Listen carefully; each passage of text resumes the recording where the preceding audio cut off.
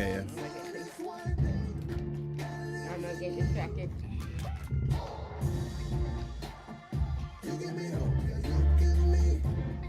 Has the chat been coming through better? I wouldn't know. We weren't on last week. Oh yeah, gee.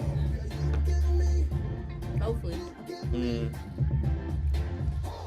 If we don't see anything before the next music break, just check on your phone real quick. Yeah.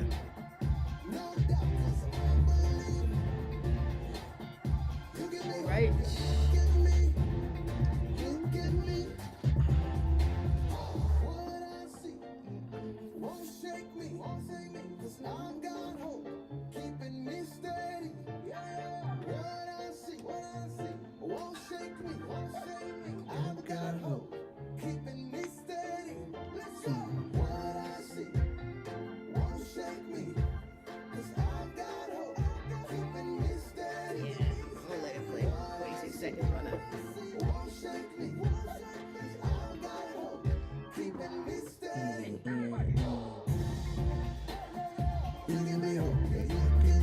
Can you hear in the headphones? No. Nope. Try the other ones.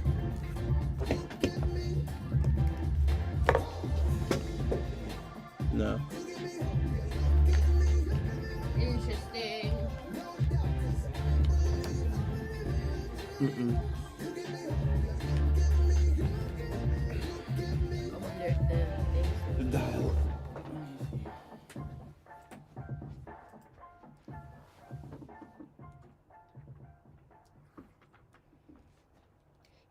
Yes, y'all. You're listening to Don't Trip here on ARL. We are here. We are live. And we are ready. We are ready. Here on ARL, we would just like to say that it is a beautiful Sunday morning. And if you are not celebrating today, because it is one of the days that the Lord has made, then start celebrating now. Because we have life and we have breath. Yes. What's that song? I was just thinking that's lyrics to something. I have no idea. No, it's your breath in our lungs. Pour out our praise. Pour out our praise. I don't No, know. no. All right, cool. I'm sure it sounds just like that. All right, y'all. You're listening to Don't Trip. Oh man, with Ray and Angie, and of course, we are hoping you guys have had a blessed weekend so far. We have missed you, and we have missed Bible study, and a lot has gone on in the world since we have taken our little break. So, Ray. Well, the title of this one is Entitled Stranger Parked Car on My, in quote, perfectly manicured garden, so I got revenge. Oh, no. Yep. Well.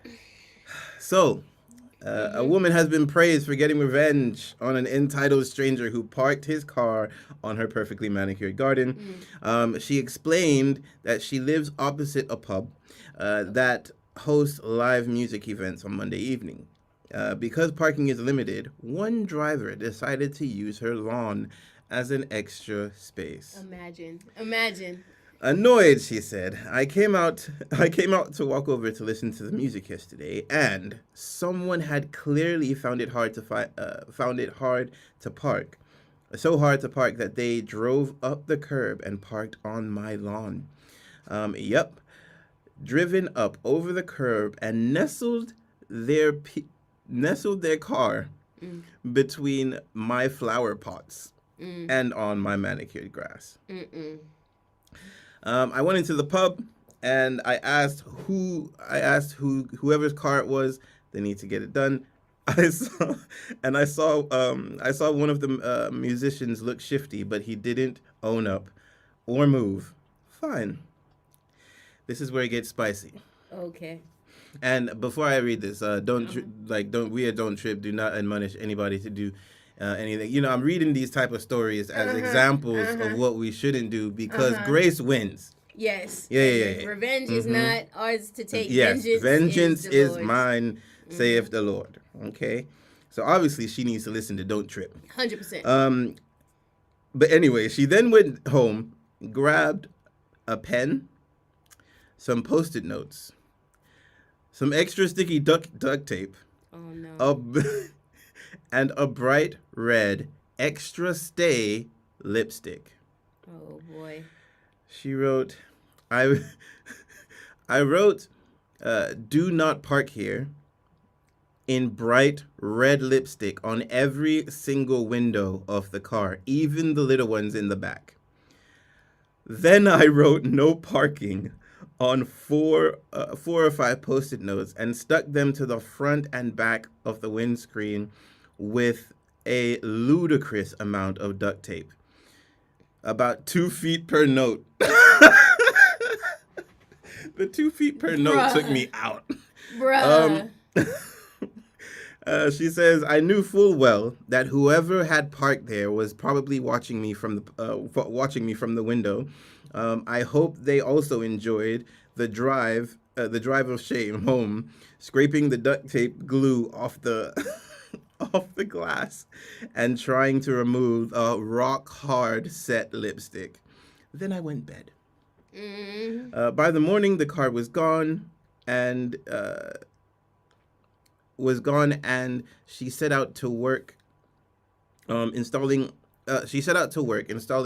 a new wooden post to make sure it doesn't happen again, basically. So she's putting up a wooden fence to make sure it doesn't happen again. Now, a lot of people praised her for this. We at Don't Trip do not praise her for this, right? No, she could get in a lot of trouble for the vandalism. Yep. And however, a lot of commenters were giving ideas. Oh no. Oh no. They were giving ideas. See? No, this is why. See, pettiness is a cycle. Mm-hmm. Once you participate, you're perpetuating the cycle, and it gets out of hand. It's contagious. You know when they said words are like the toothpaste tube. Once you squeeze it, you can't put it back in. You know what I mean? So pettiness. Yeah, pettiness is it. Because now you got people, and the ripple effect this will take across the globe. Exactly. You know what I mean? Someone said, all I need is Vaseline, and they would have smeared it on every window and every door. You know how hard it is to get Vaseline off a window? I mean, it's probably better than trying to get that adhesive. Oh yeah. 100%. Like, I was really concerned because when you duct tape adhesive. Yeah. Look. Yeah. If I was whoever it was, actually, I don't know if you can sue if you're in the wrong. You probably could. I don't know what the laws are. Well, someone said that since it was parked in your yard, I would think you couldn't be held responsible if your garden sprinklers activated at their normal time and drenched the vehicle in gray water mixed with fertilizer. Look, the thing is. Oh wow. The thing is. Oh, all right. Boy. So we want to say this is not the route to go. No, I feel like the amount of times you're saying this disclaimer, Ray, I feel like you're stopping yourself at this point. This is not the. I'm really intrigued. I'm speaking to myself. Look, 100%. Because if you are out there, y'all, if you are out there and you are having petty feelings because of something that has taken place, I just want to let you know there is a cure for the petty disease. You know what I mean? And there is. And you know what I mean? It's the fruit of the spirit. It's the Sermon on the Mount. Yep. You know what I mean? However, if you do happen to do something petty, write in what happened to Don't Trip, and we will tell you. I'm just playing. I'm just playing. All right. Well, that's one way to start. What else you got for us, Ray? So I read. The title of this one says, European governments ditch U.S. tech services over security fears. Now, this is something that I actually thought would have already happened. I was just going to say it's too late. Yeah. It's too late.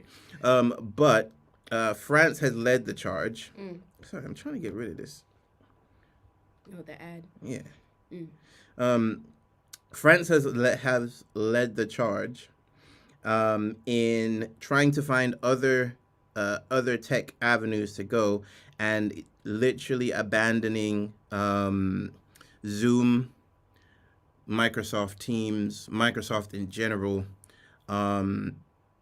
and just any US big tech, because of the fact that people have only just now realized that America has control over pretty much every government's thing. Like the only thing stopping them from like reading emails and getting information is literally laws. And the thing Like, is, they do. They just can't yeah, act on it. They yeah, can't show that yeah, they yeah, have read. exactly, You know what I exactly. mean? But all And the so, logs are there. and at any point, the off button, the off switch can be turned off, and things like that. And so, France is leading the charge. The article says across Europe, a quiet revolution is underway as governments and the public institute. It's getting on my nerves. There we go. This is not ideal. As governments pivot away from U.S. big tech services, embracing domestic and open source digital alternatives. This strategic shift, driven by a desire for digital sovereignty, sees French civilians preparing to abandon Zoom and Teams, Austrian soldiers adopting open source office software, and German bureaucrats turning to free programs for their administrative tasks. The moment is gaining significant traction. The movement, is gaining significant traction and heightened concerns over data privacy. Fears of technological dependence and a perceived belligerent posture from the Trump administration towards the continent. So they see what Trump is doing, and they're scared now.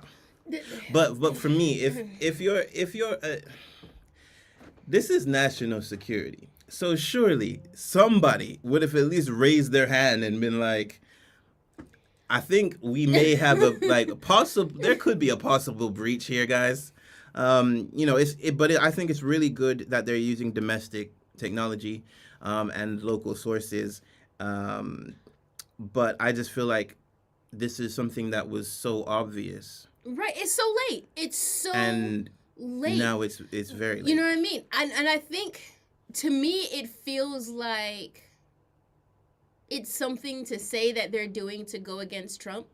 Yeah. As opposed to an actual security concern. Because here's the thing. These things, Zoom wasn't invented in the pandemic. Yeah, Microsoft exactly. Teams was not invented in the pandemic. Microsoft was not invented in the pandemic. You know what I mean? Exactly. These things have been in use for ages, right? And yes, the Trump administration is problematic and loud. But the quiet and quote-unquote non-problematic administrations were no less nosy. Yeah. You know what I mean? Yeah. When the CIA decided to be in cahoots with Facebook before they turned Meta, and, I don't think they're any less in cahoots now. When they did that, Trump wasn't president. You know what I mean? So I'm like, okay, it sounds like they're going, oh man, it looks like Trump might be a tyrant. So I'm like, all the information you think you're protecting, they already have if you're just starting now. If you're just starting now, they have it. And this is the thing. Like what for me, these technologies are used in every single sector, from the highest to the lowest of every single government, right? So, and also it spreads into the financial sector. It spreads into, like, everyone uses these things. So how could you not think, like, maybe another country having control, like even if they don't have control, if you don't see it as control, but the possibility is there, right? Like, there is no way that you should be having something and the only thing holding them back is morals. And they're on board late compared to other countries as well. Yeah.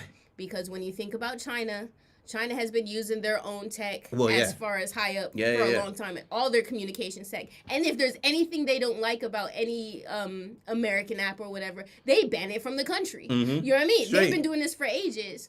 If you're talking about high up at a government level and you guys are just now thinking of cybersecurity, then y'all are at the back end of this movement that, Exactly. that you're trying to pretend that you're starting. Exactly. You know what I mean? I'm glad you are, but what's it gonna do? Let's see if it actually does some. And also for me, it's like, you know,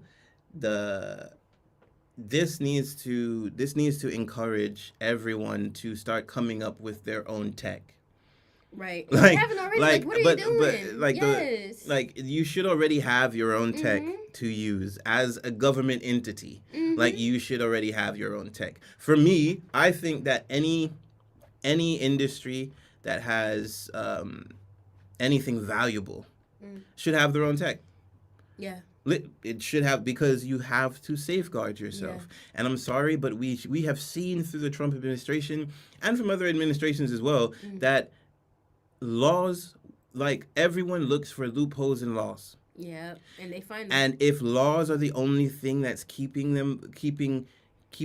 your things safe, there will be a loophole that they will find to justify them going and taking your stuff. Right. Or they'll just change the law. We're talking Trump. Yeah. You know what I mean? Yeah. He'll just go, okay, is that law keeping me from getting what I want? All right, let's change the law. How do we change the law? You know what I mean? I don't like it. Let's do something else. Fake news, fake laws. You know what I mean?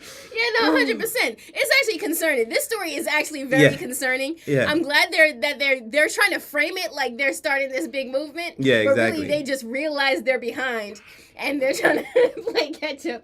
I got a song called Great God Will Be on the Other End with more. You're listening to Don't Trip.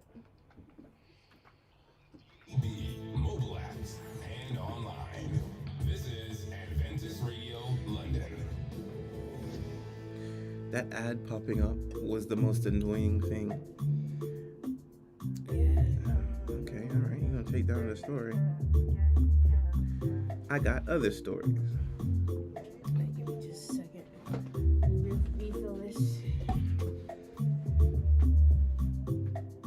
As I gaze at the wonders of your hands, Lord, I give you praise. How you made man from the ground on which we stand, Lord, I give you praise. Made your beauty manifest in your creation, Lord, I give you praise, give you praise. Hey, Father of all creation, Lord, I give you praise. Yeah. Beautiful Father, wonderful Creator, nobody compares to you, nobody can do me like you do.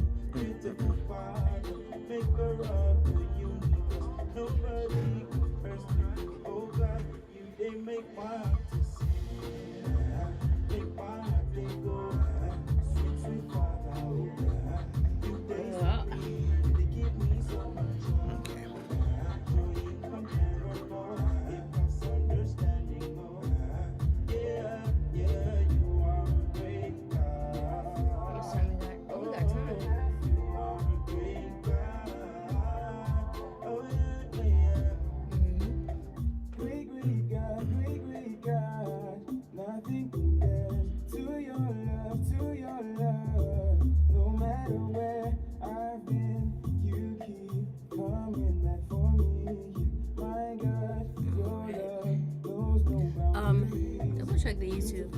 See if anyone's written in. Yeah, I just checked. No, nobody has. Okay. Just making sure. Yes, if you're here, let us know you're here and you're listening. and you're Exactly. following. Join the conversation. Join the conversation.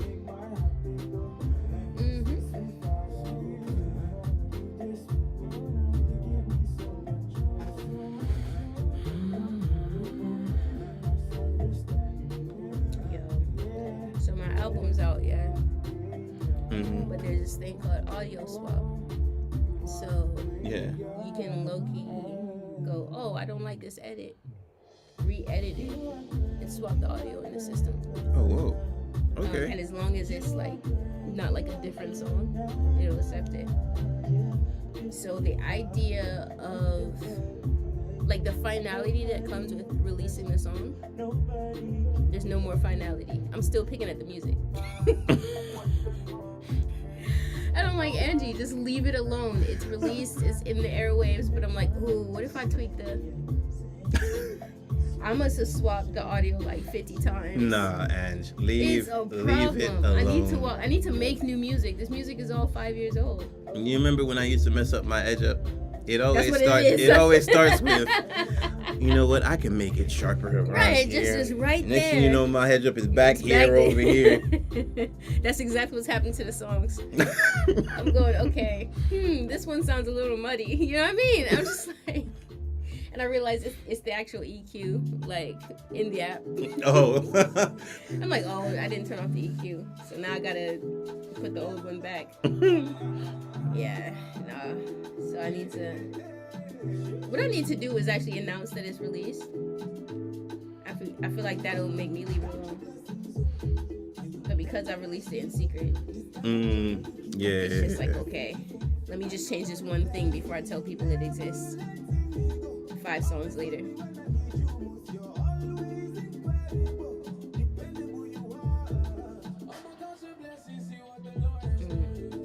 Yeah, perfectionism is no good. It is Let not. it go.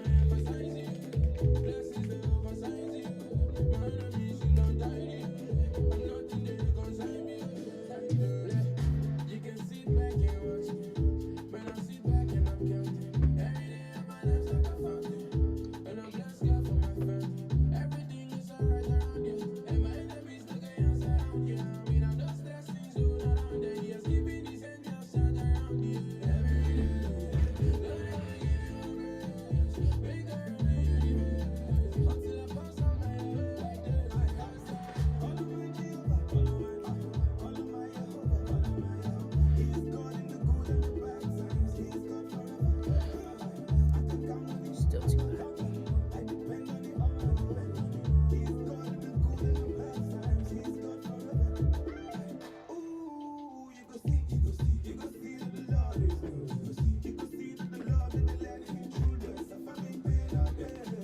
Can you hear through it? I can. Now, did you look and see on the sides? Because it has little knobs on the side.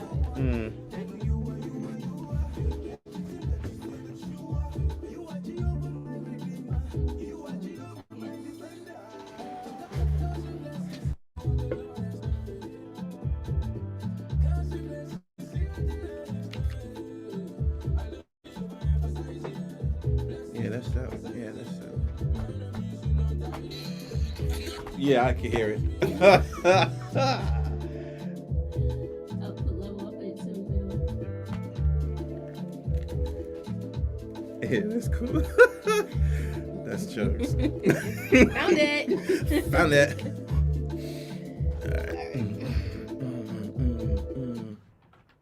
Yes, you're listening to Don't Trip on live radio, on Adventist Radio London, on the airwaves. On the airwaves, yes. Yes. Man, we're here live, and we got a lot of stories that's going on in the world right now, Ray. What else is going on? Well, this one really aggravated me, to be honest. So the title is Shocking Moment, Woman is in Handcuffs and Fined £100 for feeding pigeons in London. Okay.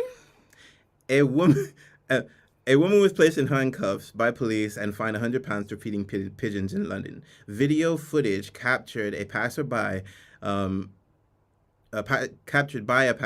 showed the woman being detained by a group of officers and the council enforcement workers in Harrow on Wednesday. Now, I need to pause here. The reason I laughed at the beginning is because I saw the video first. Okay. And the video is a very serious video, and the person who's taking the footage is doing a great job of capturing it. However, the commentary. I knew it was going to be the commentary. I knew it was going to be the commentary. The Oh no! commentary is hilarious. By the person capturing the video. Yes, it is hilarious. They couldn't just hold the camera. and it is he was a very like good citizen in what he was doing, but he was also a very Caribbean man. And it was hilarious. Oh man! Why you do that to her? Why? Yeah. Look, It was hilarious. But look, somebody needs to advocate because. Yeah. Okay, tell us more about the story. So a notice later handed to the woman showed she had been stopped for breaching the public space protection order, which covers town and district centers in Harrow. Okay. The woman who was visibly upset was surrounded by at least 6 officers and 2 counsel. 6 officers. Yeah, for this. There are people who are breaking into buildings at the moment. You know what I mean? Literally. And 2 enforcement officers. All right. 6 police. The 2 enforcement. incident unfolded around 3 p.m. on Wednesday on a high street in Willstone, London. Police were seen searching the woman's pockets while a man filmed the encounter, repeatedly challenging the officers over the stop. Her possessions were confiscated and placed into a plastic bag by officers, although they were returned later. The woman, who has not been identified, was placed in the back of the police van, but later was released. She had been handed a note by the police officer which showed that she had been detained for feeding birds. The particulars of the offense were described as throwing bread on the floor.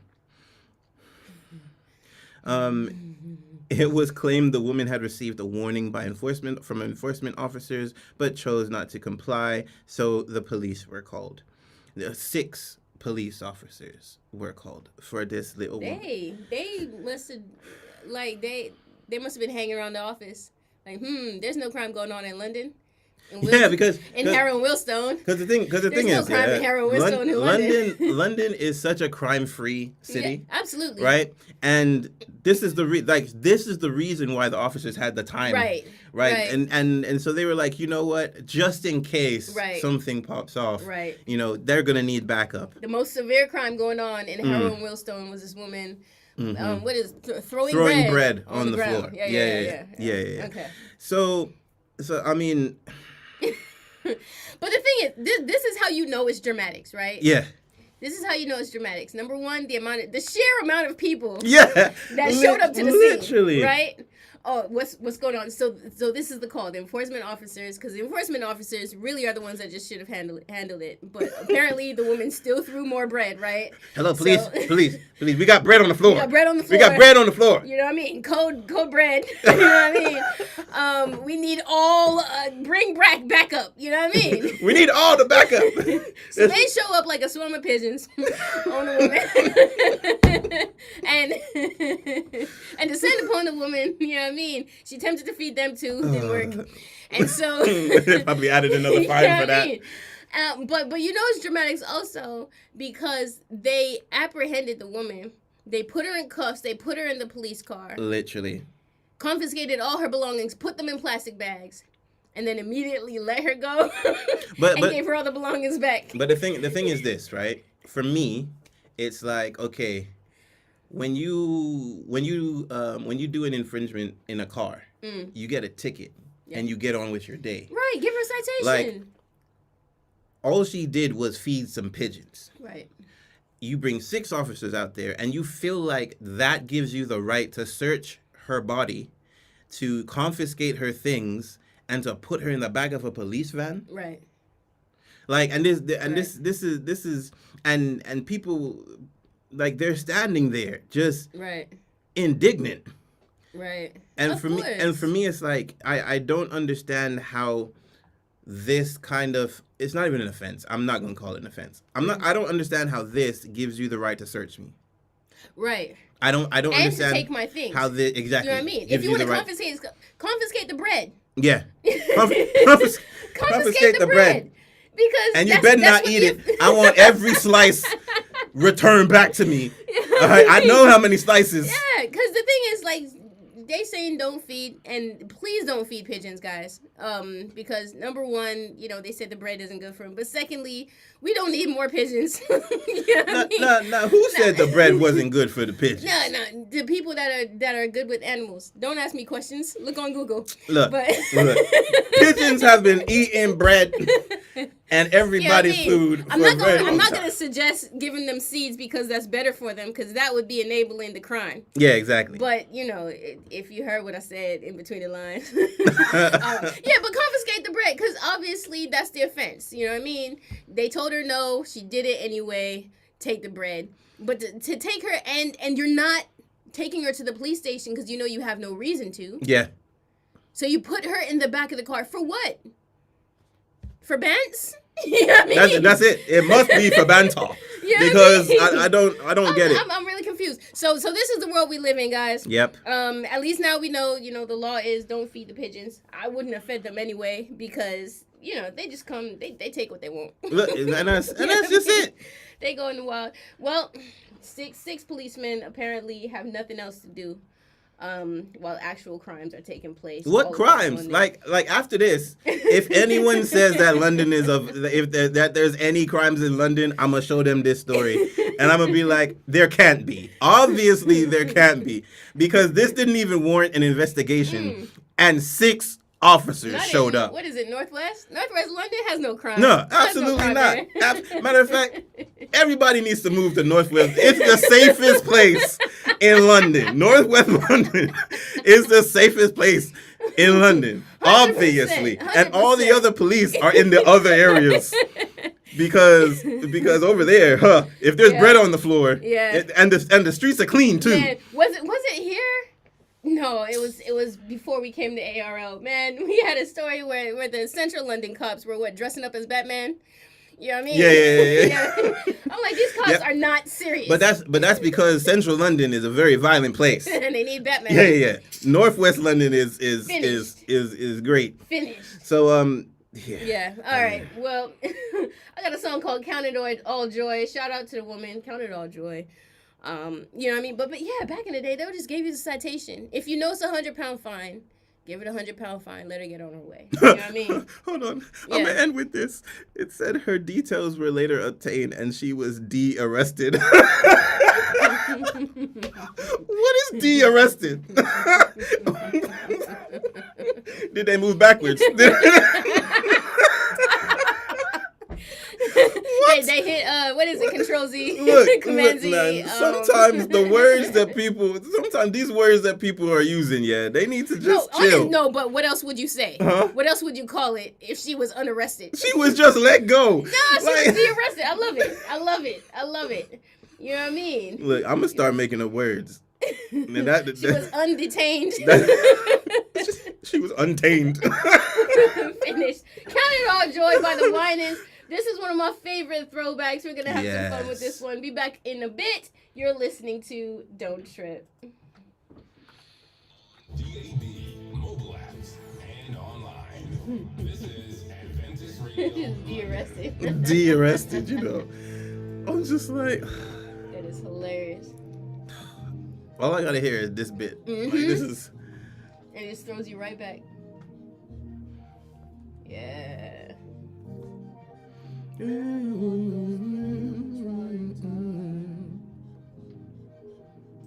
comes in the morning,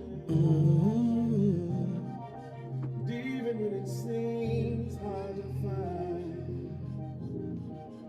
He gives us peace for you and me. Have I said the ice story on here? Which one? Is that the one? They can't say ice because you're scared of memes.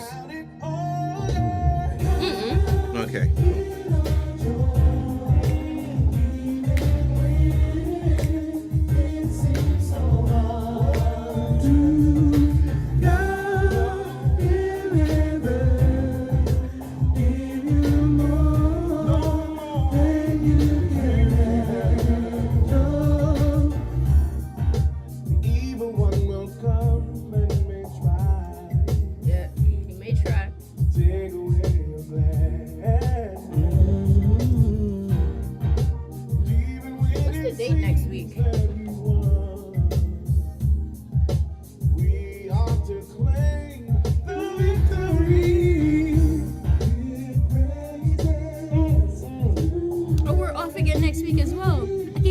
it's a short month.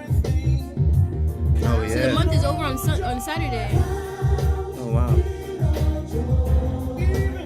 Okay. When we come back, Mm. let's see if we can get Mike on. Okay. Yeah. Wow, time is tight. Flying. It's nearly March already.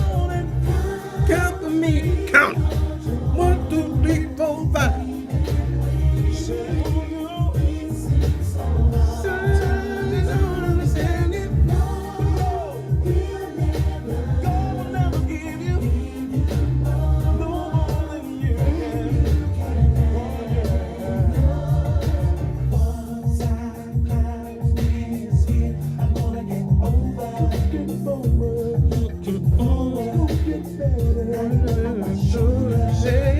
Probably the cleanest. Okay.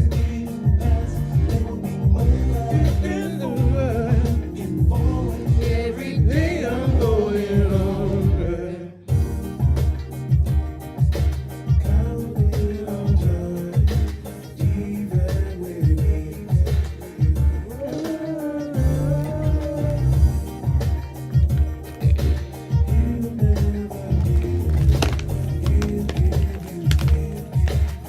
Somebody sing with me.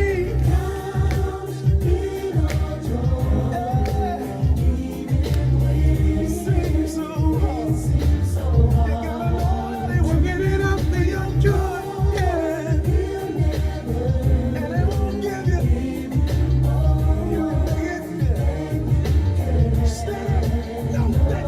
Count it on. Count it on. Count it on, joy.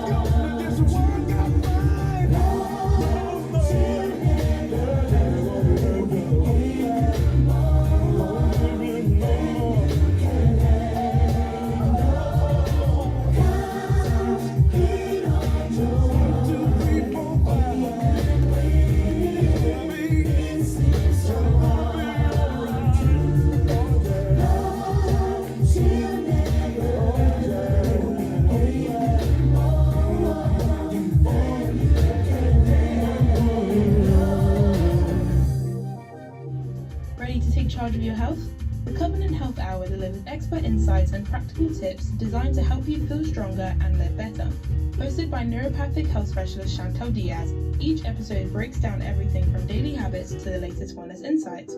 So join us live every Tuesday at 3 o'clock at Adventist Radio London. It's time to take charge of your health. Adventist Radio London.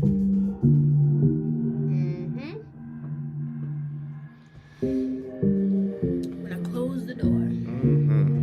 World is going crazy. Troubles all around, can't find hope. They tell me if I keep my distance and I listen to the latest news, I'll be safe home. But I feel like it's a movie, and the credits should be up, taking too long. If I never see the end of the film that I'm in, it's impossible to press pause. Hold on. When I close up, find what I've been looking for, and my faith will be stronger.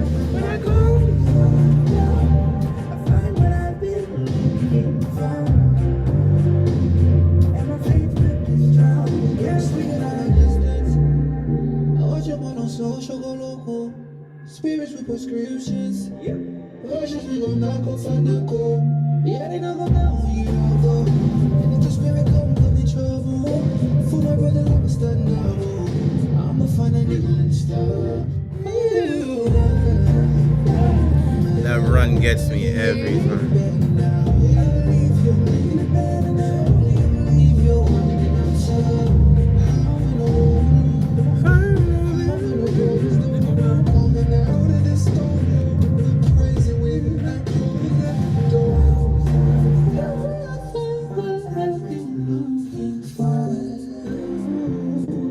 Feel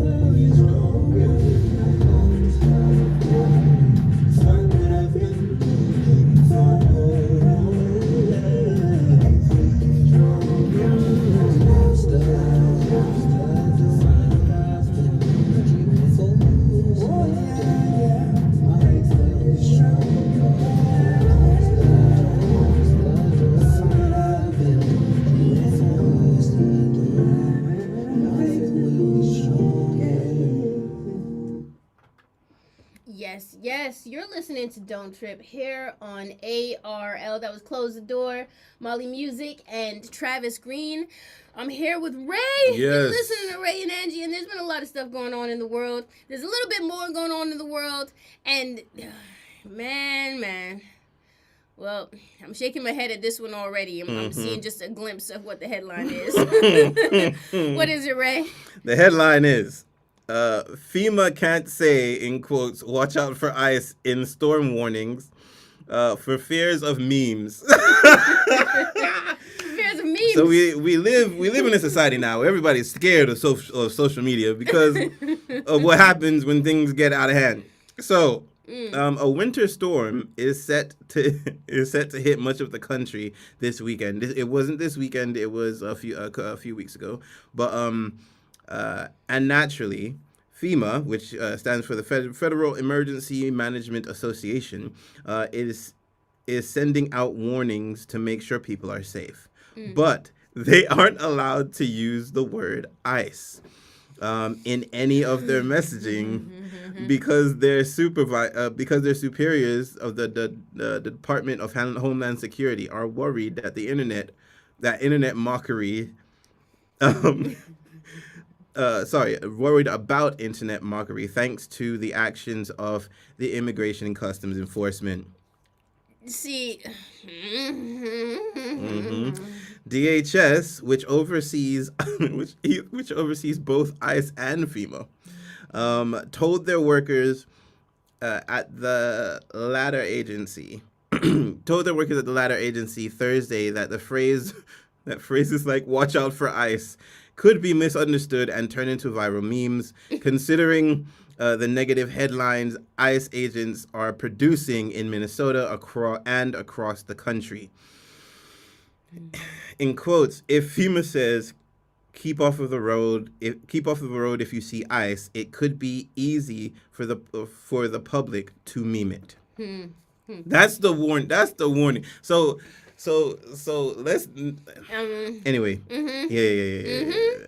In quotes, I think it is dangerous to proceed. I think it's a dangerous precedent to set if we can't use clear language to help prepare Americans. Right. Then people may be left vulnerable and could suffer. The FEMA staff have been told to use words like freezing rain instead, according to sources, and although a FEMA spokesman denied the report on Friday. In quotes, reporting like this reads like a desperate ploy and clickbait rather than real journalism. That actually gives American disaster preparedness information that could save lives. Now, we do know that American political people are the first people to blame the media for instead of actually do. So that's what I'm saying. So Department of Homeland Security, that's DHS, right? So they oversee both FEMA and ICE. Yeah. Right? And instead of telling ICE to stop doing the things that's getting them the negative press, they're going to tell FEMA to stop using the word actual ice. Word. The actual word. The actual word. Because freezing rain is a whole different weather phenomenon than ice on the road. Watch out for freezing rain. You know what I mean? And anybody who knows, especially if you're on the East Coast, because they get black ice, right? Yeah. And so, oh gosh, black ice. I saw a couple of them in the video. You know what I mean? Oh no, you know what I mean? You can't say watch out for black ice now. You know what I mean? I'm sitting there just like, but it's literally like if you're in an emergency situation and black ice is happening anywhere in that area, you should be able to say that. Yeah. Who cares whether you're gonna go viral? And that's the thing. Like you're gonna go viral on social media, so we're gonna stop you from. And when official stadiums, I don't know why I was gonna say stadiums, but when officials like this, put a light on social media, that actually gives it too much credit Power, yeah. and too much power. You're giving social media the power by being scared of it. Right. Like no one, like who cares? Right. If it has to do with people's safety, it has to do with people's safety. Right. Like if you're scared of the bad press, FEMA's not the one giving the bad press. Right. It's the other guys. Right. So how about you police them Right. and just talk like normal people? Right. Like I'm like, and the thing is, when it comes to memes and stuff like that, a lot of people, meme makers included, probably had no idea that the type of power that they do have. So now that they know that they can actually sway your decision making in top offices in the country, I was gonna say they'll probably use it, but honestly, it's meme makers, so they'll just make fun of that. yeah, they'll make, but the like, thing, like there's no actual result. But that's the thing, man. I'm looking and I'm going, okay. This is a classic example of avoiding the root of the issue. yeah, exactly. Because I'm scared of memes. But what it is, they're not scared of the memes. They're scared of the virality because they want the press on all of this ICE stuff to die down. And Yeah. it can't die down if another thing and another thing and another thing But go it's viral. not gonna die down if ICE is still If it out doesn't there. change. Exactly. Like it won't Exactly. it won't But ever die they don't down. want to have to change whatever the actual mission, because we're all side-eyeing. It doesn't look like the actual mission. Yeah. You know what I mean? There's something going on with this Something organization. is happening. So they don't actually want to mess with that whatsoever. They just want us to not think about it. You know what I mean? Like they don't want it in the press. When the Department of Homeland Security Yeah, is scared of Yeah. mockery, nah. there is something extremely wrong. Nah. Like extremely wrong. So with that story, I don't understand why they are giving social media that much power, but they need to understand that they actually are giving the power. Right. So social media doesn't actually have power. Like Right. it's like a pin board. So Yeah, you know, if you don't read the pin board, it has no power. Like and that's just it. Right. Like you think I'm People I'm gonna be scared of someone mocking me? Right. But that's the thing. Everyone mocks everyone. This department has actual real life power. They have actual Yeah. real life duties that they can do.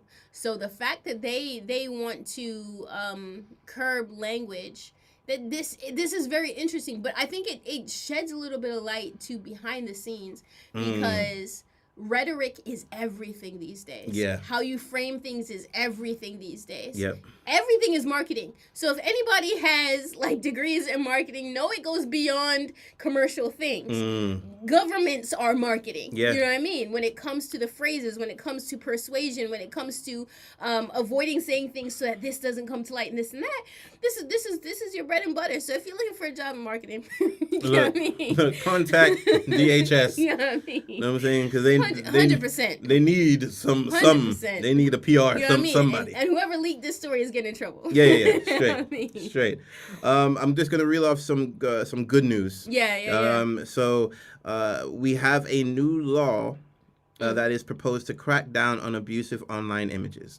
The UK government this week revealed a new law that would require tech companies to remove intimate images that have been shared without consent within 48 hours of it being shared. Currently making its way through the House of Lords, the proposed amendment to the crime and policy bill would mean that a survivor only needs to flag the offense once, instead of having to contact different platforms separately. So I think that is amazing, because Yes. we have tons of these type of things, so much so that you'll have people who have been offended like this, and they get so exhausted by trying to hunt down these people, because once it's online, it's online. People are sharing and So- all this kind of stuff.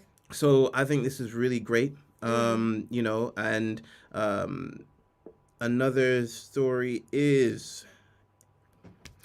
children born in Bangladeshi brothels have been given state recognition. And this is huge, because The tireless efforts of the human rights campaigners in Bangladesh have finally paid off. Children born in brothels and streets are now able to hold a birth certificate. Undocumented children, many born in brothels, have previously been denied a birth certificate and all the rights that come with it. Without official documentation, children cannot attend school and are vulnerable to trafficking.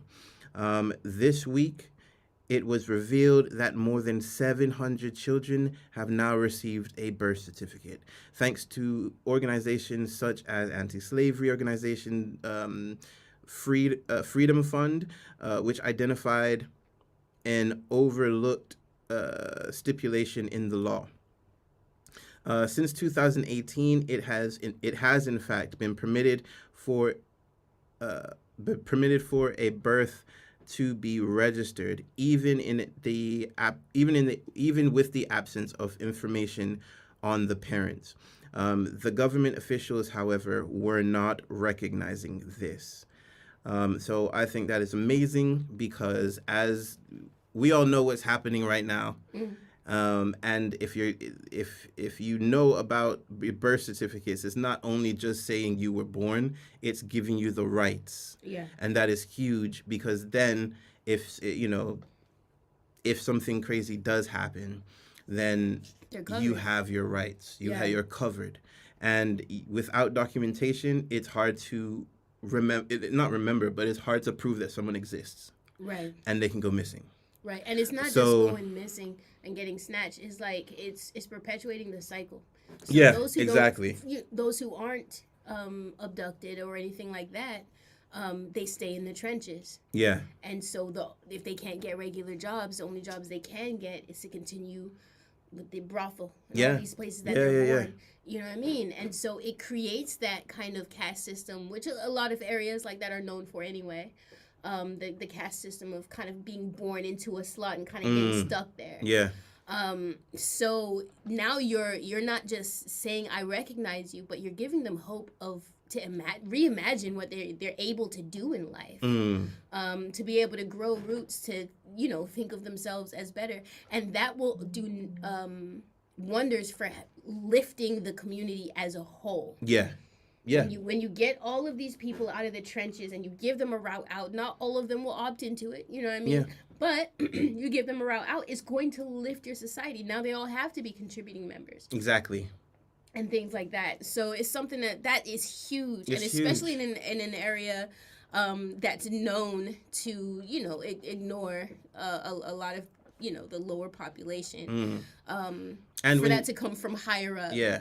That's great to see. And when you have somewhere that's so populated in itself, right, it's very easy for people to fall through the cracks. Mm-hmm. And if you don't have your documentation, it's even easier. Yeah. Because technically you were born in the crack. Right. So that's so stop. So technically, so yeah, it's much easier for people to fall through the cracks, and this allows them to not only be seen, but also to be heard. Right. And that is a huge thing. Absolutely, man. Well, we're going to shift gears into our Bible study hour. Got a song called Sweetest Sound, and it is a sweet sound, and we'll be back with more in a bit. You're listening to Don't Trip. Mobile apps and online. Visit London. You can't say that. I did. I said it. I said it before I knew what I was saying. I said it. I was trying my best to hold it together. What does that even mean? You said you were born in the crack. Because I said before it's easy to fall through the crack. Right, yeah. So technically they're born in the crack. It makes sense, man. But I knew if you laughed too much, then the show would have been over. I knew it. Look, if it took any longer, you would have just seen the tears rolling down the side of my face. Oh, you're stupid, you know. I didn't say it to be funny. I was serious. I know, but no, it's funny.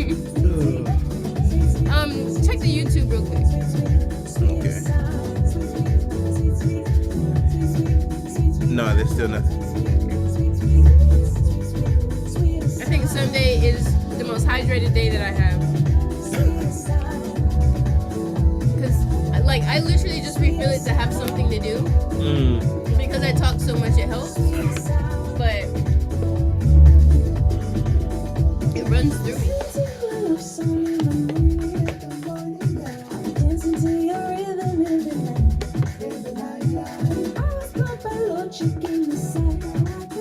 All right. So Grace wins day 14. Yes. We made it.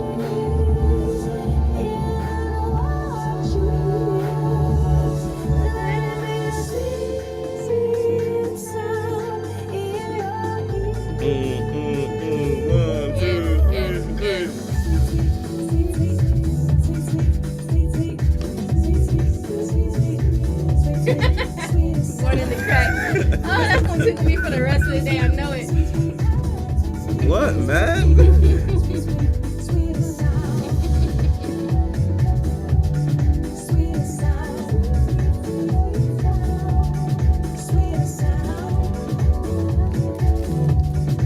They have these cookies. If there's more, you want some. Oh, yeah, yes, please.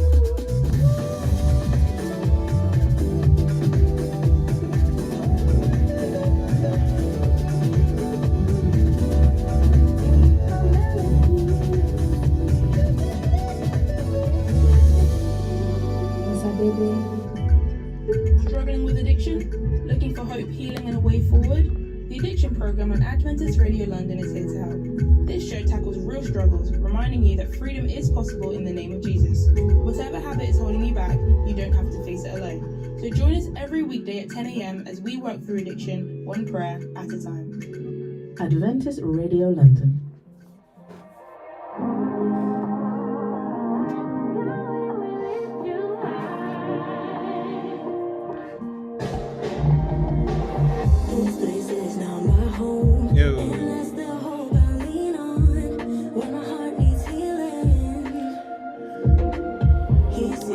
I hope that you guys are liking the show so far. It's very easy to forget that the camera is actually live. So, yeah. But we're gonna head into the devotional, and yeah, join the conversation because we want to know your thoughts and everything.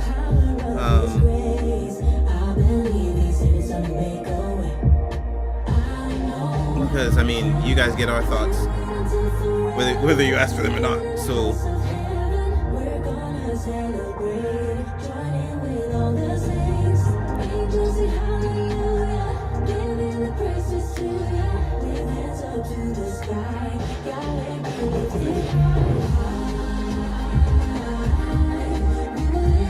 They don't have any more than chocolate chip one. They have lemon, ginger, any spoon. I'll take the ginger. Thank you.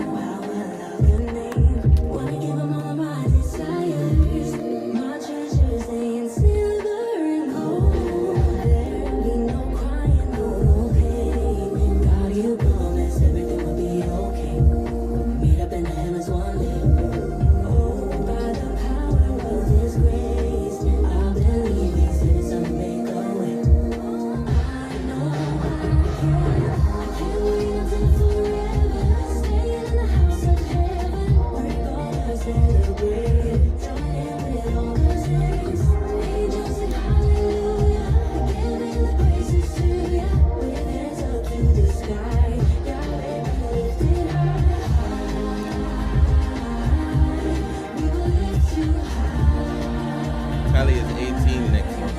Not sure. Like, it's crazy. Nope. I don't know who's trying to give her adult rights. She ain't trying to take them. she is not trying to take them at all.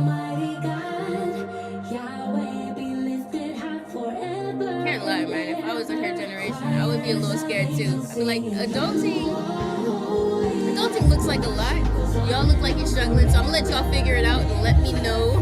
Well, look, because that's the stance I have right now. Yeah. Like I'm like, 100%. I'm gonna let you guys figure this. Yeah. Like, but no, it's true. That's the thing. Like when I was younger, I never was the guy who wanted to grow up. Yeah, me either. Like I knew I would, and I accepted the responsibility, but I never like wanted to. Yeah. You know. So. Yeah. No. 0 stars. Adulting. I was like, 0 stars. I was like, I'm never gonna be able to be a kid again. Why would I want to give that up? Bruh. Now we up here singing "Take Me Back." Take back the days of yesterday. That was not the song Nope. that I wanted to sing. Hey, this is Angie. And this is Ray, You're listening to Don't Trip. bringing light to your day. Bringing light to your day. You're listening to Don't Trip. Ray and Angie here in the Yes. studio, and y'all, the day had to come. The day had to come. Yep. We're on the final day of the plan. Grace wins. So sad. I know. This has been an excellent plan, but it's not the only excellent plan that we have available to us. There's a lot of them. There's a lot of great ones, but this one has really been such a great one to start on. We've had great input by everybody who has chimed in via WhatsApp, via email, on our YouTube. We're here live on YouTube. Yes. And we've had a lot of great commentary, on the grace of God through Jesus Christ. And we're here on the final day, and I actually really, really, really love the way that this one is written. So if you are using either your YouVersion Bible app or you're on Bible.com, just hit plans, type in Grace Wins, and you're going to find the one that has a black and white graffiti background with the white words Grace Wins across it by C3NYC. That's the one that we're in. Head over to day 14 if you want to follow along. The day is entitled Death versus Grace. Who is the true champion? Death versus Grace. Who is the true champion? Spoiler alert. Grace wins. Yeah. Spoiler alert. Spoiler Grace alert. wins. We may know who the champion is. We may just know. If anybody wants to follow along in scripture, the scripture reading for this one is Luke chapter 7, Luke chapter 7, verse 15 is where we're going to start from. So let me make sure that I am there. And similar to the past few weeks, I'm going to read the verse first so that we can get the context of what the devotional reading is talking about. And so we have the Passion Translation. That's where I'm going to be reading. Luke 7 from the Passion Translation. Of course, you can use parallel mode. So if you have a favorite version, I like to parallel with the Amplified Version. There's some who like the NLT. There's some who like the KJV. And if you like to follow along with what I'm reading, but also see what it says in your favorite version, we have parallel mode. Yes. Parallel mode you can use on your mobile device. If you turn it to landscape or sideways, it'll give you the option to be able to do that, whether you're on your phone or your tablet. If you're just in your browser on Bible.com, then the same selection bar that you select the book and the chapter and the version, right next to the version, there's going to be a little icon that says parallel mode. Once you click it, voila, the second version comes up and you can choose from a slew of versions that they have there. Use this in your Bible study, your personal Bible studies. I like to give all of the tools that I use for everyone. I like to do our Bible studies here on the show in a format that you can actually take into your personal Bible studies as well. Yeah. So that's why I'm showing you how to get to the plans, how to search through plans. That's how I'm showing you how to search through parallel mode and things like that. These are things that I use in my personal study, and you can do that as well. And the Holy Spirit will guide you in what you need to read and to learn about God for the day. So hopefully that gave you enough time to find Grace Wins and to find Luke chapter 7. We are going to be here in verse 15. It has a start. As a matter of fact, we are going to start from verse 11 because I realize verse 15 is toward the end of the story. So we're going to start with verse 11, Luke 7, the Passion Translation, and it reads, "Shortly afterward, Jesus left on a journey to the village of Nain, with a massive crowd of people following him and his disciples. As he approached the village, he met a multitude of people in a funeral procession who were mourning as they carried the body of a young man to the cemetery. The boy was his mother's only son, and she was a widow. When the Lord saw the grieving mother, his heart broke for her. With great tenderness, he said to her, 'Please don't cry.' Then he stepped up to the coffin and touched it. When the pallbearers came to a halt, Jesus spoke directly to the corpse. 'Young man, I say to you, arise and live.'" Now we're on verse 15. "Immediately the young man moved, sat up, and spoke to those nearby. Jesus presented the son to his mother, alive. A tremendous sense of holy mystery swept over the crowd. They shouted praises to God, saying, 'God himself has blessed us by visiting his people. A great prophet has appeared among us.' The news of Jesus and his miracle raced throughout Judea and the entire surrounding region." Whew. Now, we did talk a bit about that story last time we were on. Yeah, I so think we're day gonna go- 13 had the that's had where it that story started. as well. Yeah. So if you are in the plan, I'm gonna go straight to the devotional reading for the day. And it is such a great one. It says, "The greatest victory grace has ever won is a victory over death. Before the coming of grace, death was undefeated. Death had no foe that was strong enough. Like a prize fighter, death reigned victorious against anyone it faced. Death defeated good works. Death defeated human invention. Death defeated science. Death defeated good intentions. Death defeated money.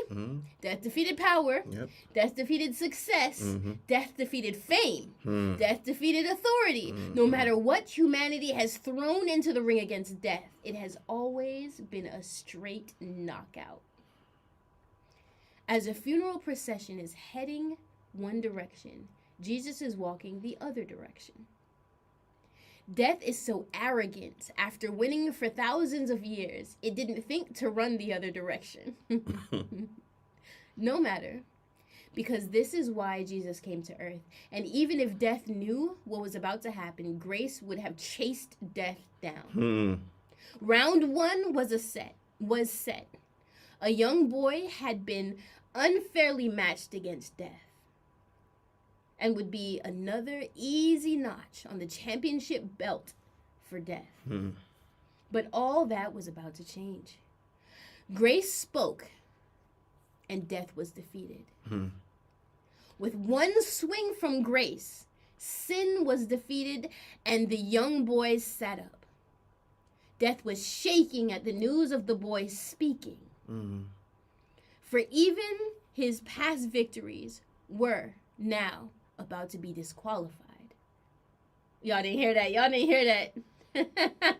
Death was shaking at the news of the boy speaking, for even his past victories were now about to be disqualified. And all past wins stripped away from him.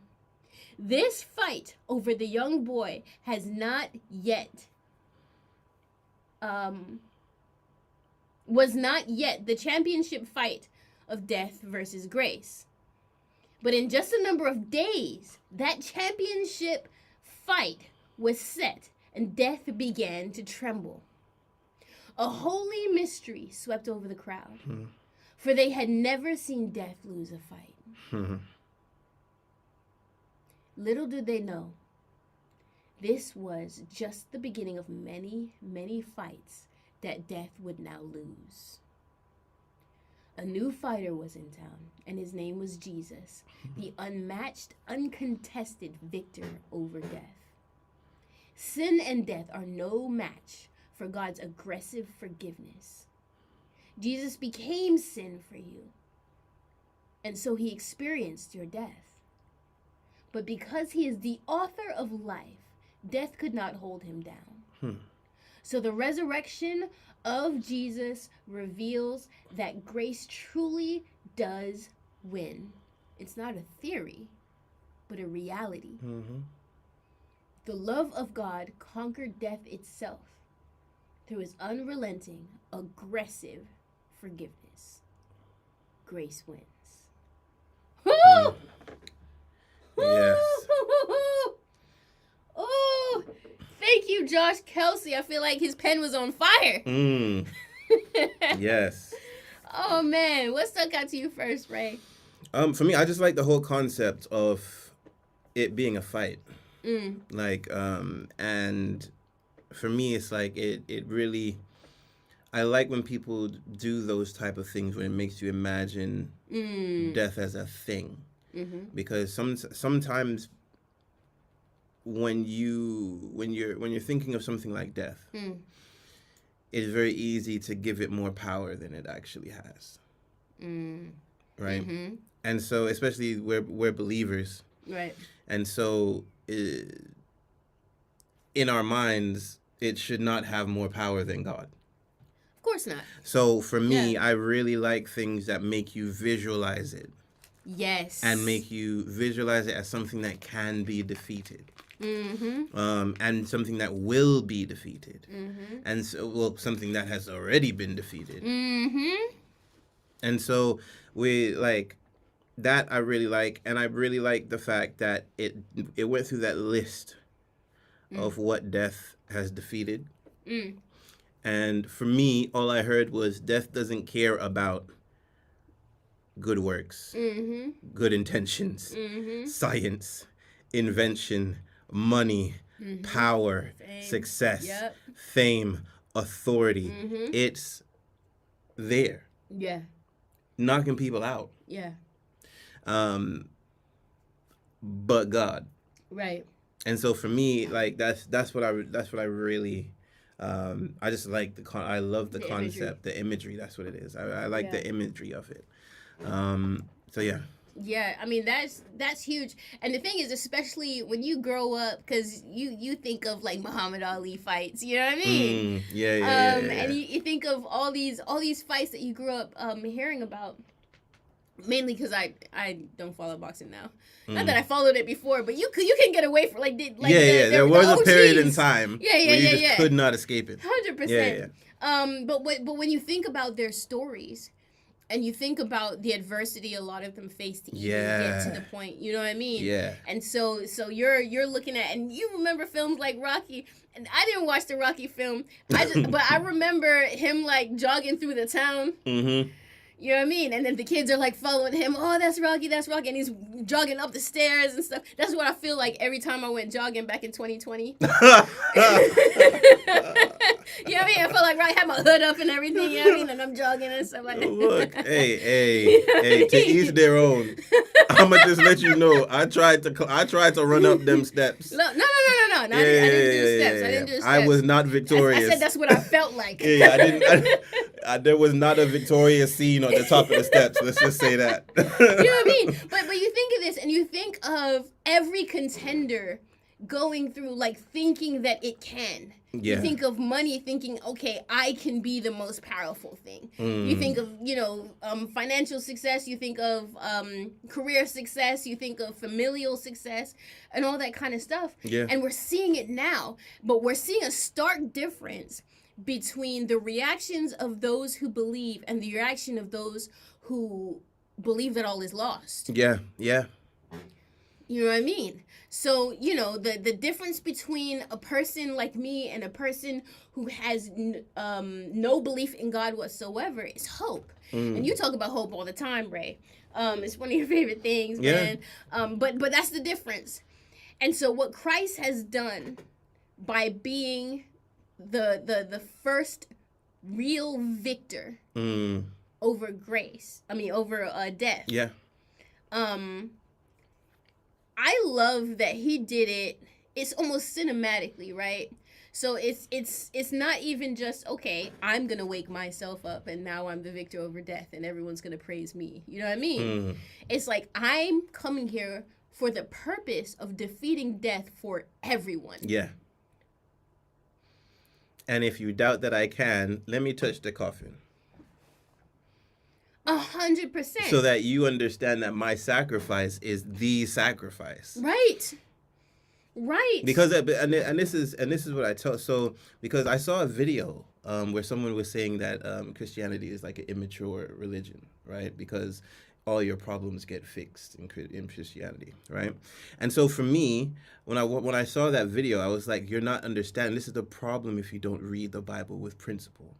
So Jesus came down as an example. So his miracles and everything was done with purpose because he knew he was not going to be here for long. Right. So he didn't fix everybody's problem. Right. Everything was done with purpose. Some things were done just so that you know what he's saying is true. Mm-hmm. And that's, in this case, this is preparing people, the doubters, because they've heard him say that he's going to be the sacrifice. Right.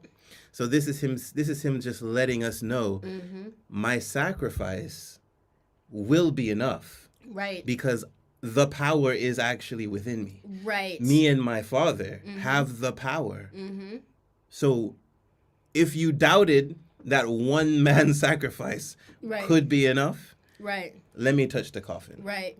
Or if you doubted that resurrection was possible, because that's what a lot of Yeah. them did. Yeah. Especially those that were super wealthy, like the Sadducees, that didn't really subscribe to anything supernatural being real. And they needed it to not be real because they couldn't do it. Yeah. You know what I mean? That's why they were sad to see it. Ray!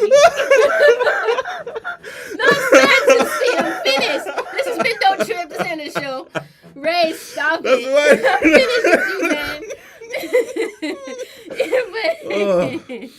Yes. The Sadducees, man. But yeah, they didn't believe in the supernatural. So if Jesus is going around telling everybody, in 3 days I'm going to rise back up, they're like, no one has ever defeated death. Yeah. This man is going around saying that he can defeat death. And so he goes, okay, before I go and defeat death, because remember that I'm doing it for you, I'm going to show you that I can. Yeah, exactly. You know what I mean? I'm going to show you that the power of life, the breath of life, the living water is within me. And through words, through my word, life will come. And so he that wasn't the only person he raised. Jairus' daughter was the same. Yeah. You know what I mean? Like she wasn't in funeral. I think this was even more extra to me. Yeah, because it was the procession. Yeah. You know what I mean? Like, he'd been going for a while, this kind of stuff. Then you see Lazarus, his own friend. You know what I mean? And so he shows consistently. It wasn't a one-off. It wasn't a fluke. The guy wasn't accidentally buried. You know what I mean? And exactly. he was, you know what I mean? The truth is that people in different stages of what we call death were all resurrected by the power of Christ. Exactly. So when others, at the end, when Christ rose again, we're trying to say, oh no, his followers stole the body, so it looked like, they're like, nah, it's very possible that he could, because I used to be dead. Exactly. You know what I mean? That boy can run away and go, I was in the coffin. I was embalmed. You know what I mean? Lazarus, I was in the tomb with the wrappings and stuff all around me. You know what I mean? Yeah. So you know, we have evidence to show that grace wins. And so it wasn't just, you know, Christ's sacrifice wasn't just to show that God is powerful. By now, if they didn't know that, you know what I mean? We're talking about the children of Israel. We're talking about the people that experienced the Moses thing. You know what I mean? Yeah. You know what I mean? If they didn't know that by now. They didn't know that by now, you know what I mean? But he brought it down, No, I was going to say, they really forget. Like through the whole Bible, it's just them forgetting over and over and over again. Like from the Old Testament to the New, it's just some kind of amnesia happens. Yeah. No. And they end up with a golden calf somewhere. Yeah. You know what it is? It's called ego amnesia. It's called ego amnesia, right? Yeah. They got liberated. and then down the line they forgot they weren't the ones that did it. Yeah. They hear the stories, they pass down the stories, but then they walk around in pride like they had anything to do with like no, y'all were actually the slaves. Yeah. And after y'all got delivered from the Egyptians, y'all were trying to go back. So don't act like y'all gave Moses an easy time with this. Exactly. He had to go beg God not to wipe all y'all out. And see, really and truly, really and truly, if I was Moses, I don't know if I'm begging, cause for me it's like I fought my own speech impediment for you guys. Stop.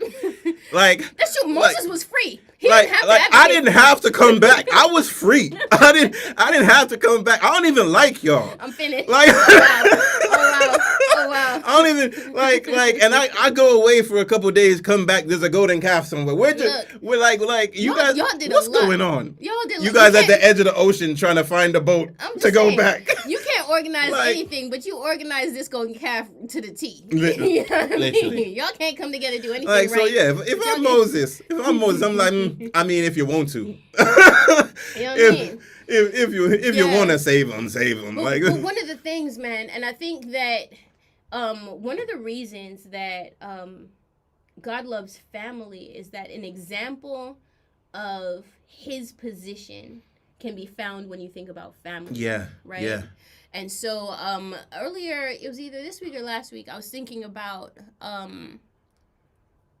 God doing parenting. And one thing that I thought about parenting was that your job as a parent is to get this child to adulthood, mm-hmm, right? yep, That's pretty much it. And they got it from there, hopefully. Fingers You know what I crossed. mean? Fingers crossed. But at the end of the day, that's what you're set to do. That's Yeah. what you set out to do. All right? You get this little baby that has absolutely no way to talk, can't even sit up yet. mm-hmm, And then you have to get this to adulthood, right? And do the best you can to do that while it's not helping you. yeah, It's actually taking every opportunity it can yep, to end itself. yep. Right? Look. And so when I thought about that, when I thought about God as a parent, Yeah, the very first thing that God said to them after the fall was, I have a plan. Right? Yeah. Well, not the very first thing. The very first thing was like, where are you, Adam? You know what I mean? but one of the first things he did was say, I am enacting a plan. And this is what happened as a parent. He said, I need to get y'all to the Jesus point. yeah, All right, from here, from literally Adam and Eve in the garden, mm-hmm, I have to get y'all from here to the Jesus point, because the Jesus point is that adulthood point, right? Yeah. It's that point of accountability. Now, the whole plan is complete. You can commune with me once more if you opt into it, mm-hmm, right? But I have to get Jesus here. So you read all through the Old Testament, and you're reading instances where the people are doing it. They're taking the fork to the plug. You know what I mean? Look. And you're going, no, don't put that in the plug. You know what I mean? And so and they get licks. you know what I mean? And so all of this guidance has to happen. And so when you look at what we were talking about, I think last time we were together, the idea that there's two different versions of God. It's like, no. Yeah. When you read through the Old Testament, it's records of moments that God was frustrated. Mm-hmm. So if all I wrote down about you as a parent were moments where your kids' decisions had to be curved, Yeah. You would think I'm I a would very think harsh you person. are a terrible Yeah. person Yeah, that yeah. all you want to do is ruin the fun because it's written from the angle of the person. It's not written from the angle of the one who can see everything, right? And so of course it seems like different, and it seemed like he really lightened up in the New Testament. No, he got us to Jesus. He got us to Amen. Jesus. Exactly. Both and are it- court now. and this is the thing. Like before Jesus, people forget that there were rules in place. Mm-hmm. There were rules and there were things that you had to do. After Jesus, those things were meaningless. So Right. because he was the ultimate was the sacrifice, we atonement- didn't have atonement, like yeah. he was the atonement. That's even better to use because it wasn't just the sacrificing Right. that was the issue. It was that there were so many things in place. That's Right. why most of the things happened because everyone knew the consequences to the actions. Right. So the consequences happened because those were just the consequences. Right. Those were just the rules. After Jesus, he was the atonement.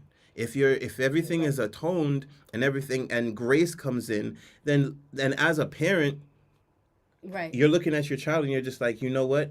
You're already forgiven. Everything is already balanced. I just need you to believe it. Right. And you just sit there and wait for them to believe. Right. And everybody's different. So you have Right. some kids that, as you said, are taking the fork to the plug. Other, Yeah. And you're just like, okay, I'm still gonna wait here, but I Right. just watching this is Right. ridiculous. But it's also the separation. Like this version of parenthood that God has lived with his people is very different in that his whole goal was to be able to reunite Yeah.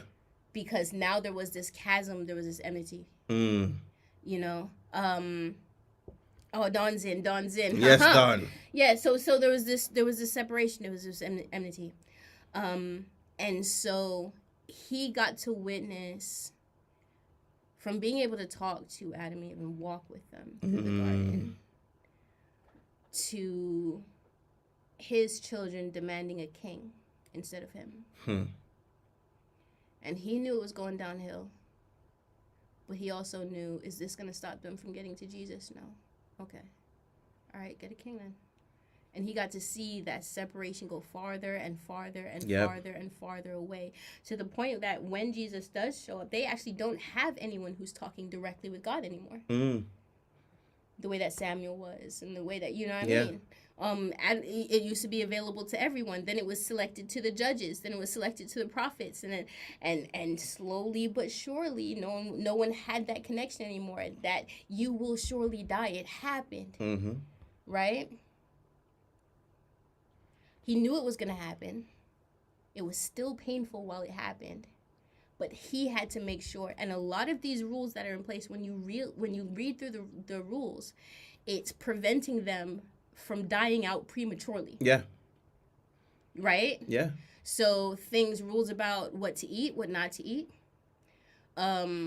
Rules about what to worship, what not to worship. Mhm. You know what I mean? Yep. All these kind of things. All of these rules are set in place because they are these people who would unknowingly lead to their own extinction of this line. Yeah. And this is the line that needed to carry to Jesus. You know what I mean? So you're looking and you're going, oh, all these harsh rules, this and that. He had to get them there. Yeah. Right? And so now we got it's not that these rules as far as the laws and the principles of sacrifice and whatever that the earth was built on have gone away. Yeah. You know what I mean? There are still blessings available to those who sacrifice and things like that. Yeah. And you know, Jesus even says, count the cost of following me in the first place. But when I see this analogy that we had, when we're bringing it back to the grace winds, right? When I see this analogy here of the fight, Yeah. and I see the fight that God had to do to get his children to the point where he could put Jesus in the boxing ring. Mm-hmm. You know what I mean? Mm-hmm.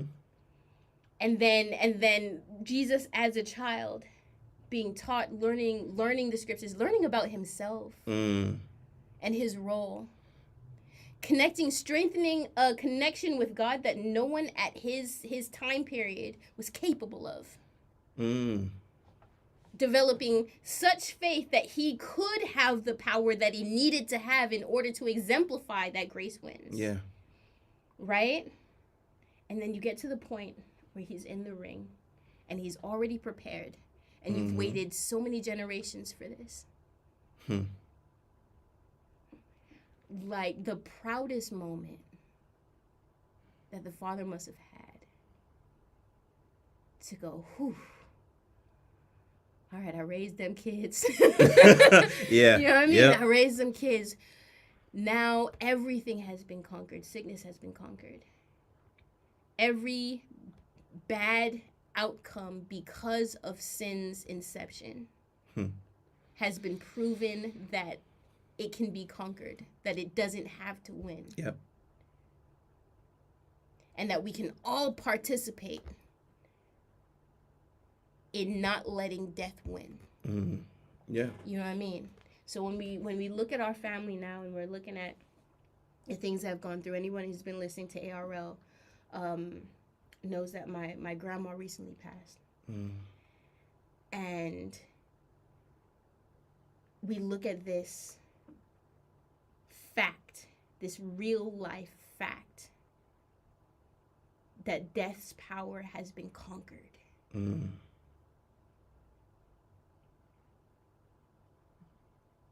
that Granny's not gone, she's sleeping.